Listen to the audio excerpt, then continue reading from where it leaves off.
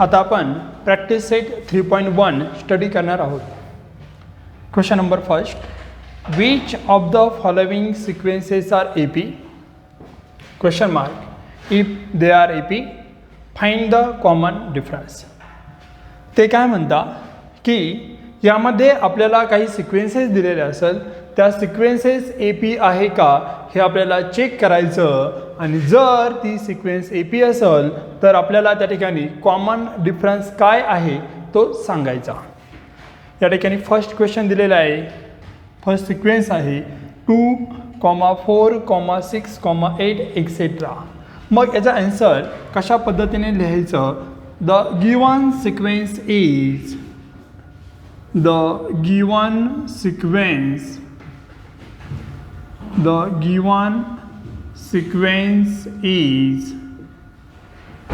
Given sequence या ठिकाणी आपण एकदा लिहून घेऊ.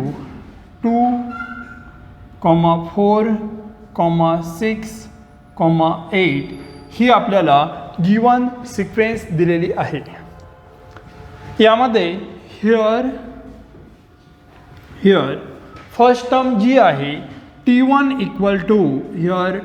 इक्वल टू सिक्वेन्समधील फर्स्ट टर्मला आपण T1 असं म्हणतो.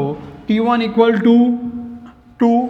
नेक्स्ट सिक्वेन्समधील सेकंड टर्मला आपण T2 असं म्हणतो. T2 equal to 4. सिक्वेन्समधील थर्ड टर्मला T3 असं आपण म्हणतो. T3 equal to 6, T4 equal to fourth टर्मला आपण T4 असं म्हणतो. T4 equal to 8. आता या ठिकाणी दिलेली सिक्वेन्स ही AP आहे का हे शोधण्यासाठी, फाइंड आउट करण्यासाठी आपल्याला कन्झिक्युटिव्ह टर्मचा कॉमन डिफरन्स फाइंड आउट करायचा. म्हणून त्यासाठी देअरफॉर मग कॉमन डिफरन्स कसा फाइंड आउट करणार? T2 minus T1, T2 minus T1. बघा T2 ची व्हॅल्यू या ठिकाणी 4 दिलेली आहे. 4 minus sign as it is. T1 2, 4 minus 2, 2. त्यानंतर next T3 minus T2, T3 6 minus T2 4, 6 minus 4, 2. Next T4 minus T3, T4 minus T3, T4 8 minus sign as it is. T3 6, 8 minus 6, 2.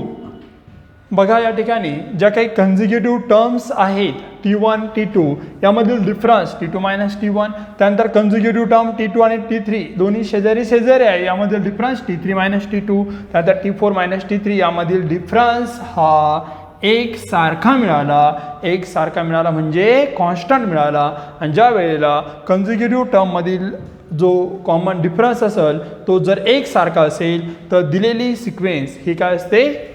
AP असते. म्हणून आपण या ठिकाणी असं लिहिणार, therefore the common difference between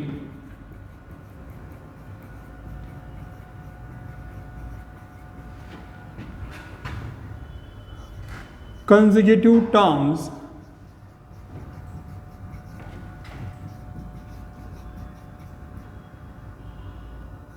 is constant. जर common difference कशामधील? Consecutive term म्हणजे शेजारच्या संख्येमधील कसा असेल तो? कॉन्स्टंट असेल तर दिलेली सिक्वेन्स ही काय असेल? AP असेल. देअरफॉर द गिवन सिक्वेन्स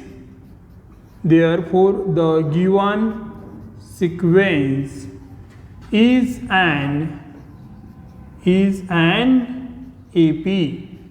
दिलेली सिक्वेन्स ही काय असेल? AP असेल. क्वेश्चनमध्ये त्यांनी सांगितलं इफ दे आर AP, जर दिलेली सिक्वेन्स जर AP असेल तर काय फाइंड आउट करा? Common difference. मग या ठिकाणी बघा तर कॉमन डिफरन्स काय दिलेला असेल? T2 minus T1, T3 minus T2, T4 minus T3 यामधील जो काही डिफरन्स असेल त्याला आपण कॉमन डिफरन्स असं म्हणतो.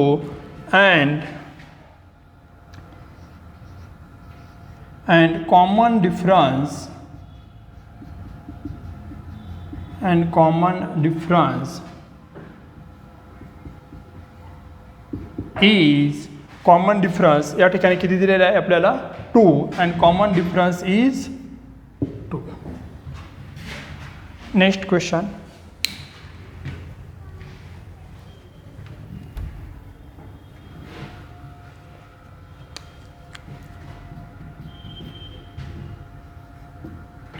Two comma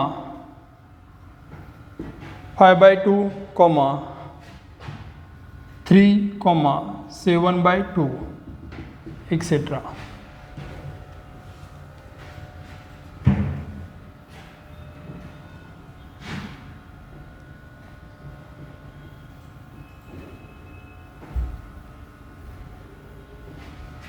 आता यामध्ये फर्स्ट आपण गिवन सिक्वेन्स लिहून घेणार.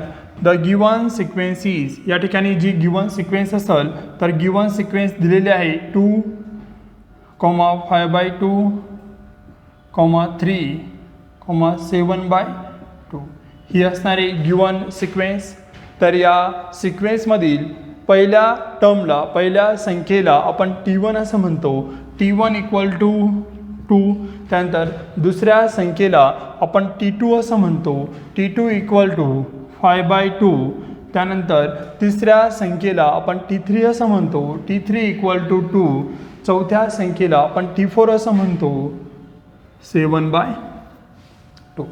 तर या ठिकाणी ज्या काही कन्झिक्युटिव्ह टर्म्स आहे शेजारच्या संख्या असेल त्यामधील आपल्याला डिफरन्स फाइंड आउट करायचा. T2 - T1 T2ची व्हॅल्यू पुट करा 5/2. त्यानंतर हे मायनस साईन T1 2. आता इथं 2 दिलेला आहे. क्रॉस मल्टिप्लिकेशन करावी लागेल म्हणून या ठिकाणी डिवायडेड बाय 1.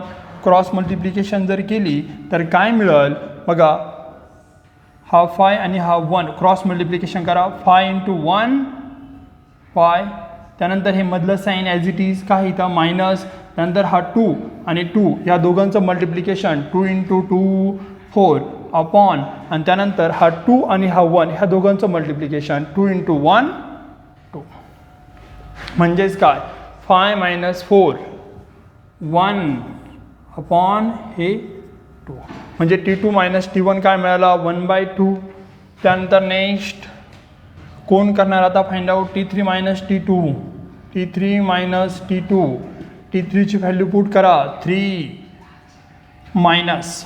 त्यानंतर T2 5/2 या ठिकाणी काय आहे क्रॉस मल्टिप्लिकेशन 3 इथं डिवायडेड बाय घेतला 1.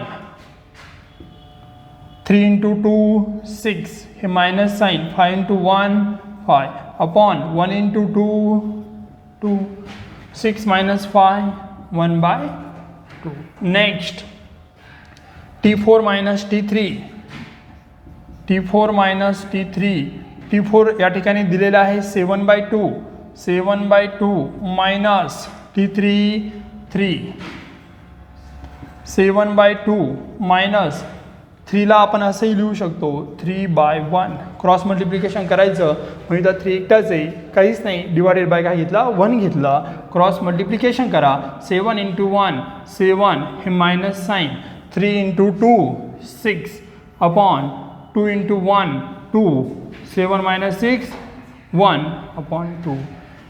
या ठिकाणी जर आपण बघितलं तर बघा इथं कॉमन डिफरन्स 1/2. या ठिकाणी पण 1/2 या ठिकाणी पण 1/2. जर कॉमन डिफरन्स हा एक सारखा मिळत असेल तर दिलेली सिक्वेन्स ही काय असते AP असते. म्हणून आपण लिहिणार therefore the common difference between 2 consecutive term is constant. आणि कॉमन डिफरन्स जर कॉन्स्टंट असेल तर दिलेली सिक्वेन्स काय असणार therefore the given sequence is an AP.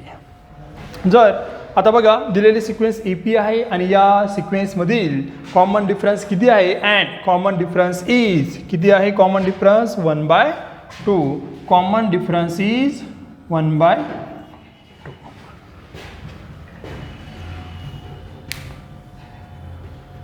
Next example.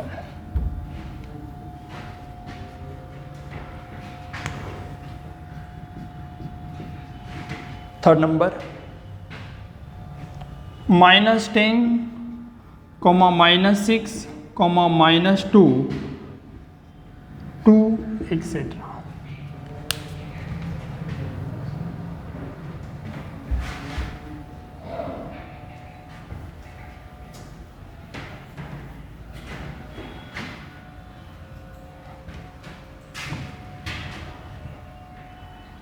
दिलेल्या सिक्वेन्समधील फर्स्ट टर्मला आपण T1 असं म्हणतो आणि या ठिकाणी the given sequence is, given sequence आपण एकदा लिहून घेणार -10, -6, -2, 2 एक्सेट्रा.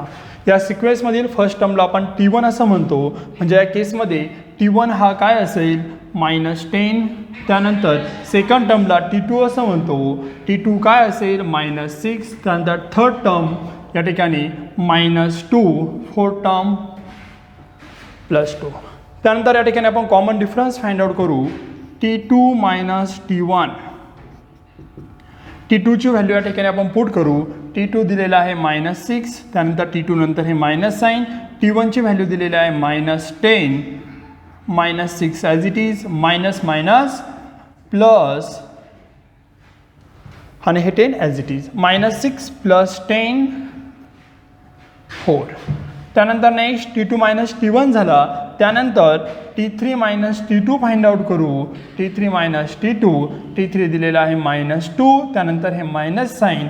T2 दिलेला आहे -6, -2 as it is, minus plus 6, -2 + 6 +4. Next T3 - T2 झाला. आता बघा आपण काय केलं, T2 - T1 केला, त्यानंतर T3 - T2 केला. आता कोण करणार T4 - T3. म्हणजेच या ठिकाणी T4 - T3 = T4 दिलेला आहे 2. त्यानंतर हे मायनस साईन. T3 दिलेला आहे -2, 2 +2, 2 + 2 4. आणि या सिक्वेन्समध्ये जर बघितला तर ज्या कन्झिक्युटिव्ह टर्म्स असेल त्यामधील जो काही डिफरन्स आहे तो कसा मिळाला, एक सारखा मिळाला. बघा या ठिकाणीही 4 मिळाला, या ठिकाणीही 4 मिळाला, या ठिकाणीही 4 मिळाला. म्हणजेच काय, the common difference between consecutive term, ज्या काही कन्झिक्युटिव्ह टर्म्स आहे त्यामधील कॉमन डिफरन्स कसा मिळाला, कॉन्स्टंट मिळाला. आणि जर कॉमन डिफरन्स कॉन्स्टंट मिळाला तर दिलेली सिक्वेन्स ही काय असणारे, AP असणारे. म्हणून therefore the given sequence is an AP. Sequence AP आहे आणि या सिक्वेन्समधील कॉमन डिफरन्स या ठिकाणी दिलेला आहे. And common difference is, common difference किती आहे या ठिकाणी 4. Next question.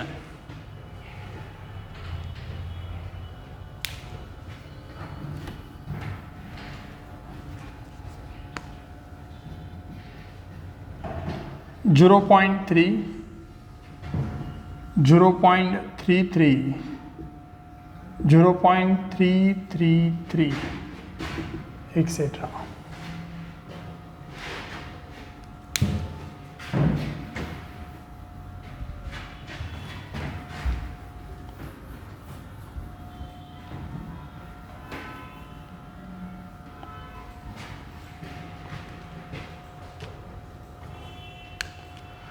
बघा फर्स्ट आपण गिवन सिक्वेन्स लिहून घेणार. The given sequence is, given sequence दिलेली आहे 0.3, त्यानंतर 0.33, त्यानंतर 0.333.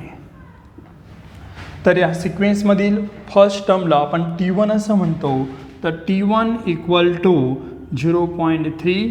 त्यानंतर या सिक्वेन्समधील 2 नंबरच्या संख्येला आपण T2 असं म्हणतो.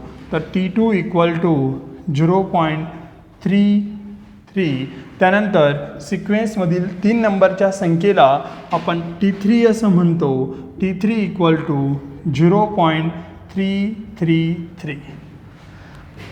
दिलेली सिक्वेन्स ही AP आहे का हे आपल्याला चेक करायचं. आणि ते चेक करण्यासाठी ज्या 2 कन्झिक्युटिव्ह टर्म्स असेल, शेजारच्या ज्या काही संख्या असेल त्यामधील आपल्याला कॉमन डिफरन्स फाइंड आउट करायचा. म्हणून T2 - T1 आपण फाइंड आउट करून घेऊ. T2 या ठिकाणी आपल्याला दिलेले आहे 0.33.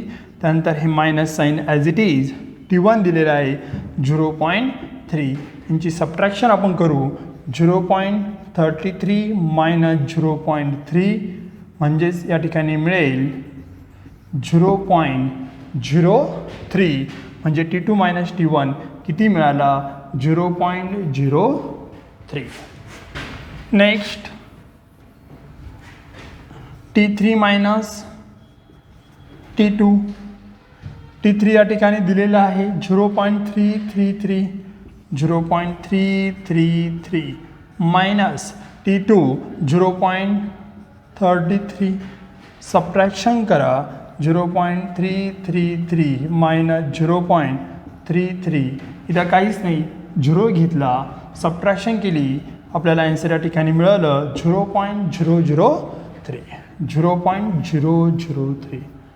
आता बघा या ठिकाणी ज्या 2 कन्झिक्युटिव्ह टर्म्स आहे शेजारच्या ज्या काही संख्या आहे यामधील कॉमन डिफरन्स हा एक सारखा नाही कारण की इथं 0.03 आहे इथं 0.003 आहे म्हणजेच काय द कॉमन डिफरन्स या ठिकाणी काय झालं हा जो काही डिफरन्स आहे या ठिकाणचा जो काही डिफरन्स आहे तो एक सारखा आहे का नाही. जर कॉमन डिफरन्स हा जर एक सारखा नसेल कॉन्स्टंट जर नसेल तर दिलेली सिक्वेन्स ही AP नसते म्हणून आपण या ठिकाणी असं लिहिणार द common difference between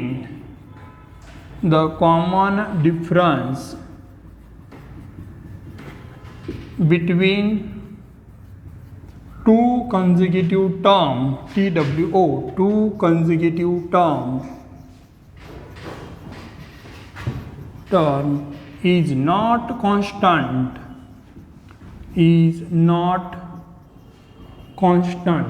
या ठिकाणी जो काही कॉमन डिफरन्स आहे 2 कन्झिक्युटिव्ह टर्ममधील हा कॉन्स्टंट नाही म्हणून therefore the given sequence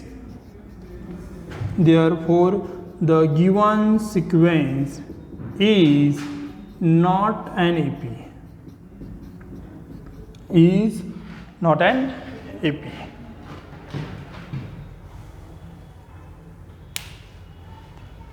Next example,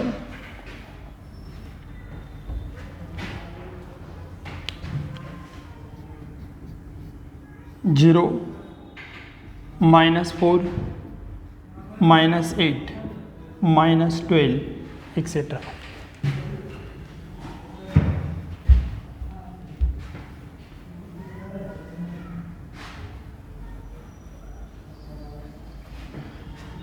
बघा फर्स्ट आपण गिवन सिक्वेन्स या ठिकाणी लिहून घेणार द गिवन सिक्वेन्स इज या ठिकाणी जी गिवन सिक्वेन्स असेल काय दिलेली गिवन सिक्वेन्स 0, -4, -8, -12 एक्सेट्रा ही दिलेली आहे गिवन सिक्वेन्स. आपल्याला माहीत आहे गिवन सिक्वेन्समधील पहिल्या संख्येला आपण T1 असं म्हणतो T1 = 0, T2 = -4, T3 = -8, T4 = -12. आता ह्या झाल्या terms first term second third and fourth. आता या ठिकाणी ज्या काही टर्म्स आहे यामध्ये आपण कॉमन डिफरन्स फाइंड आउट करू म्हणजेच काय T2 minus T1 find out करू. T2 मायनस T1 काय असेल T2ची व्हॅल्यू दिलेली आहे -4 त्यानंतर हे minus sine T1 0 -4 -0 -4. Next T2 minus T1 झाला. आता T3 minus T2 find out करू. T3 मायनस T2 T3ची व्हॅल्यू या ठिकाणी दिलेली आहे -8 त्यानंतर हे मायनस साईन T2 दिलेला आहे -4 -8 as it is minus minus +4 -8 +4 -4 T3 minus T2 मिळाला -4. Next T4 minus T4 minus T4ची व्हॅल्यू दिलेली आहे -12 त्यानंतर हे मायनस साईन T3 दिलेलं आहे -8 -12 ॲज इट इज मायनस आणि -8 +8 -12 +8 -4. आता या ठिकाणी बघा ज्या काही दोन कन्झिक्युटिव्ह टर्म्स आहे त्यामधील जो काही डिफरन्स आहे या ठिकाणी -4 मिळाला, या ठिकाणी -4 मिळाला, या ठिकाणी पण -4 मिळाला. म्हणजेच काय, द कॉमन डिफरन्स बिटवीन, हा कॉमन डिफरन्स झाला कुणामधील, टू कन्झिक्युटिव्ह टर्म, शेजारच्या संख्येमधील कसा मिळाला, एक सारखा मिळाला. -4 -4 -4 एक सारखा मिळाला. इज कॉन्स्टंट, तो कसा मिळाला, कॉन्स्टंट मिळाला. आणि तो जर कॉन्स्टंट जर असेल तर दिलेली सिक्वेन्स ही काय असेल, AP असेल. Therefore the given sequence is an AP. दिलेली सिक्वेन्स काय असेल, AP असेल. आणि या सिक्वेन्समधील कॉमन डिफरन्स काय आहे, -4. म्हणून आपण लिहिलं therefore the given sequence is an AP and common difference